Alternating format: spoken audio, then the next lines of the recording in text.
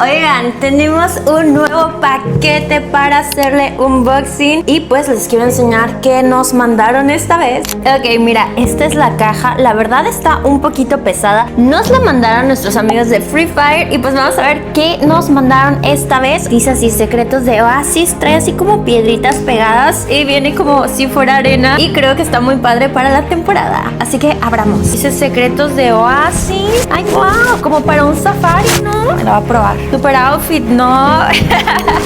O me quedo mejor con el vestido. Ok, yo me estoy transformando. Trae un sombrerito. Ay, creo que sí me queda bien, ¿no? ¿Qué dicen ustedes? ¿Les gusta? Dice, hola explorador. Justo. Ok, dice, te dejamos una pequeña recompensa para ti y tu equipo en caso de que decidas compartir esos tesoros.